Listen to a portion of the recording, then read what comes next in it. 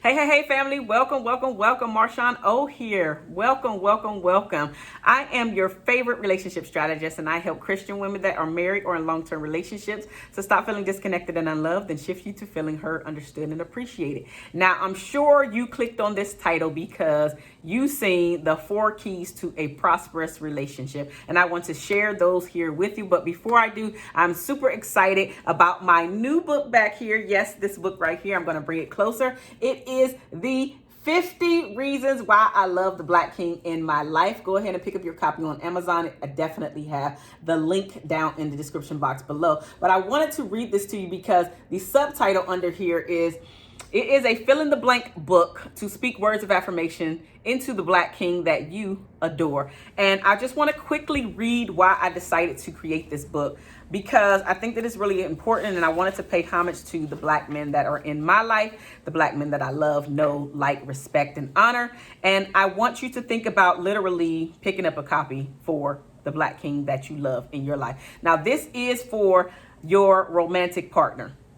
Yes, this is for your romantic partner. But here's why I created this book, okay? I created this book because our Black men need to feel loved, respected, adored, and needed within the home. I want Black men to feel encouraged despite what the media says he is and what he does inside as well as outside the home. I want Black men everywhere to know that his life matters, that he matters, that he is needed, and he can be secure in knowing that he is enough. Your Black King has not heard on a regular basis how much he is needed by you in your relationship or by your children. This book acts as his reminder. This book pays homage to the Black King in your life. As you affirm him through your words, he will feel your respect. He will be honored to know you and to be loved by you. He will light up when he reads how you really feel about him and what he brings to the relationship. Allow your words to flow freely as you express what your Black King means to you. So again, this link is down in the description box below. It is in color. It is 50 different prompts within the book, so you can go ahead and flip through and see and fill out the information that you need to fill out so you can express what you need to express to the Black King in your life.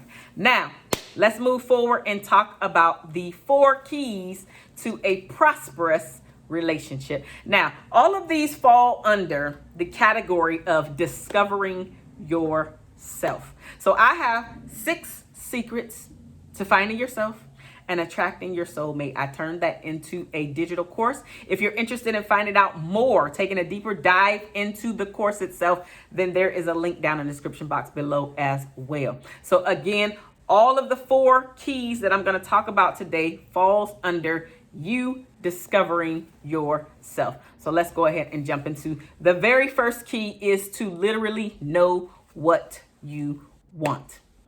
This is, of course, in your romantic relationship. Do you want to just date for a long period of time? Do you want to be engaged or just a long-term relationship? Do you want to be married? Do you want a poly relationship? Do you want an open relationship? Do you want a monogamous relationship? What type of relationship do you want? And how long do you really want to be there? Like, I talk to so many men who get frustrated by the women because they can never articulate the things that they want. Now, this is not only in the romantic relationship. This is also, what do you want to eat for dinner? I don't know, you choose. Oh, what restaurant we going to? Oh, I don't know, you choose. What we doing today? Oh, I don't know, you choose. Like, you never have an opinion, and men get really frustrated by a woman that never has an opinion. Like, the saying says, how you do one thing is how you do everything. So if you have a really hard time with deciding what you want to eat, where you want to go, how you want to have fun, the book that you want to read, the movie that you want to eat, the movie that you want to watch, you have to be able to know what you want. Again, this applies to your relationship as well. I have a lot of people who secretly want a relationship, but they have never articulated wanting a relationship. And then they're wondering why they never get into a relationship. And so I just simply ask him, did you ever mention that you wanted to be in a relationship?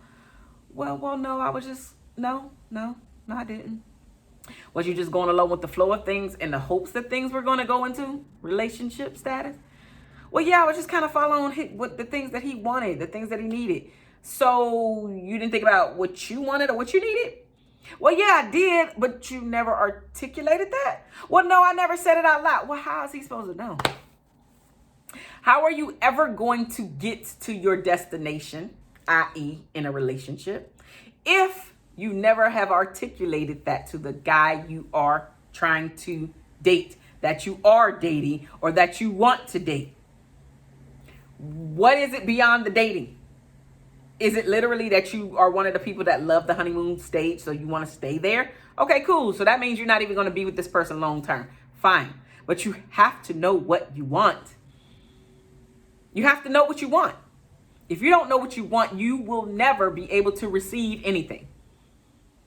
And then you cannot actually get upset later on when you didn't get the thing that you wanted, because you never told us what you wanted.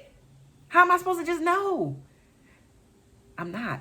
And the man is not a mind reader either. So you must know what you want. Again, this is all under discovering who you are. The second key to a prosperous relationship is your baggage and how it holds you back. So underneath that is the fear of you being hurt, the fear of your past experiences, and then even self-protection, right? So the fear of being hurt, that's because of your past experiences, right? Which I've experienced hurt before. I didn't like it. So I don't want to keep experiencing that. So what I'm actually going to do is self-protection. I'm going to protect myself. I'm actually not going to show as much emotion. I'm not going to allow the guy to know how much I really like him. I'm not really going to open up and be vulnerable enough to connect with this person, because he's probably going to leave me like the other person left me as well. Right? I didn't like it when Johnny left me. So Sam, I don't want Sam to leave me either. So what I'm actually going to do is to protect myself. I'm going to hold all of this stuff in, not realizing, yes, you are protecting yourself, but you're also keeping yourself from the very thing that it is that you want, which is to feel loved, to feel secure, to feel wanted, to feel needed, to feel in love. Because without you being vulnerable, without you opening up, without you ever sharing that deepest portion of you, right? Without you putting yourself on the line, you'll never experience it anyway. So all of that self-protection is really holding you back. And I get it. Been there. Hurt does not feel good at all. It does not. I get it. It doesn't at all. However, if I ever want to experience that blissful relationship, or those relationships that I talk about, which is the top 1% of couples that have extraordinary relationships, I still will never experience that if I hold on to my baggage, let it hold me back, thinking that I'm protecting myself in some way, because I'm not. I'm really hurting myself in the long run. So that's the second thing. Your baggage is in the way and it's holding you back. So you got to get rid of your baggage in order to have a prosperous relationship. Got to get rid of it. The third thing, personal growth. You must be willing to work and grow. You must be willing to work and grow. Again, this is all about discovering yourself. Personal growth, personal development is all about you. It's personal. It's all about you. But you got to take a deeper dive into areas so it's making you more desirable, because you are the co-creator of your life. You are co-creating the relationship that you want. And this is the relationship that starts with the most important relationship first, which is the relationship with yourself. Other relationships fall after that. But if you don't have a beautiful, loving, understanding relationship with yourself, you'll never be desirable nor understood by anybody else. You must continue to grow on a personal level. By doing that also, you will become a better communicator. You will be able to articulate the things that you want. You'll know what they are, but then you'll be able to articulate them to your spouse. When they ask you, well, what is it that you want? Well, actually, I would like to have a relationship that leads to a marriage. That's what I want. You know what? I actually want shrimp today. That's what I want. I seen that new movie that came out. I want to watch that. So you'll know what you want.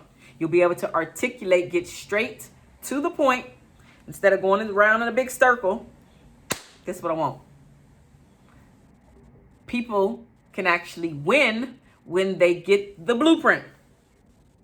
This is what I want. Oh, okay. I can see what I can give you off this list of things. You might not get everything, but you got a better chance of getting everything if you know what it is, right? So you become a better communicator by you growing, personal growth. The other thing that it does is that starting to work on your problem areas.